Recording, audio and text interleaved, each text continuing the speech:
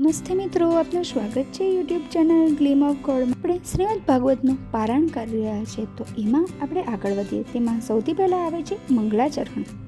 શ્રીમદ ભાગવતનું મહાત્મય શું છે તેના વિડીયો આગળ બની ગયા છે. જો આપને તે વિડીયો જોવા હોય તો તેની લિંક ડિસ્ક્રિપ્શનમાં આપી છે.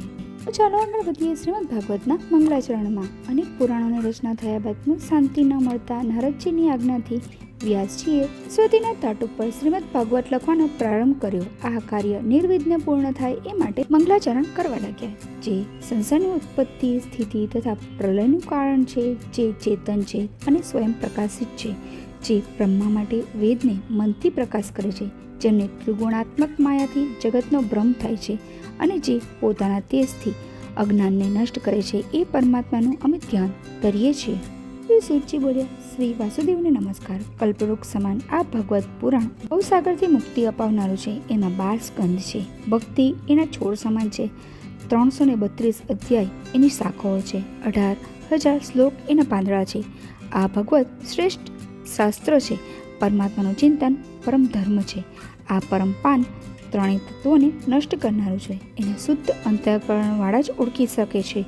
જે મનુષ્ય બ્રહ્મમાં નિષ્ઠા રાખી મોક્ષની ઈચ્છાથી ભગવાનનું ભજન સ્મરણ કરે છે, તેઓ મનુષ્ય નિર્મત્સર સંત કહેવાય છે. જ્યારે હરિભજનથી વિમુખ રહેનારા પાપી મત્સર મનુષ્ય કહેવાય છે. નિર્મત્સર જ્ઞાની જ ભગવતનું સેવન કરે છે. વેદોથી નીકળેલ અને સુખદેવજી દ્વારા આ ઉત્તમ ફળ આપનારી કથાને સાંભળો. એકવાર બ્રહ્મલોક જઈ ઋષિઓએ બ્રહ્માજીને પૂછ્યું, પિતામહ, તપસ્યા માટે ઉત્તમ સ્થાન કયું છે? બ્રહ્માજીએ મન વડે એક ચક્ર બનાવી કહ્યું, હું આ ચક્રને છોડું છું. આ ચક્ર જ્યાં જઈ સ્થિર થાય એ સ્થાને તપસ્યા માટે શ્રેષ્ઠ સમજજો. આમ કહી બ્રહ્માજીએ ચક્ર છોડ્યું. બ્રહ્માજીને પ્રણામ કરી ઋષિઓ ચક્રની પાછળ પાછળ ચાલવા લાગ્યા. જ્યાં ચક્રની નેમી ધરી તૂટી ગઈ એ જ સ્થાનને નેમિષારણ્ય કહેવામાં આવ્યું. સોનક વગેરે ઋષિઓ ત્યાં વિષ્ણુને પ્રાપ્ત કરવા માટે 1000 વર્ષનો યજ્ઞ કરવા લાગ્યા. એક દિવસે એમણે રોમહર્ષણના પુત્ર સુચ્ચીને પૂછ્યું, હે સુચ્ચી, આપ વેદવ્યાસ પાસેથી સર્વ કંઈ વાંચ્યું, સાંભળ્યું છે. તમે સર્વજ્ઞ છો. કળિયુગમાં મનુષ્યનું આયુષ્ય ઓછું હોય છે. એ આળસુ, અલ્પબુદ્ધિ તથા રોગી હોય છે. માટે એના કલ્યાણ માટે સમસ્ત શાસ્ત્રોના સારને સંક્ષેપમાં જણાવો. ભગવાન વિષ્ણુએ શા કારણથી વાસુદેવની પત્ની દેવકીના ગર્ભથી અવતાર લીધો તે અમને જણાવો. ભગવાન પ્રાણીઓના કલ્યાણ માટે હંમેશા અવતાર લે છે. એમણે અનેક અવતારોમાં કઈ કઈ લીલાઓ કરી એ બધાને સંક્ષેપમાં જણાવો. આ કથોળયુગમાં પાર કરવાનો ઉપાય કયો છે? ધર્મરક્ષક ભગવાન કૃષ્ણ પોતાના ધામે જતા રહેતા ધર્મ કોનું શરણું લીધું?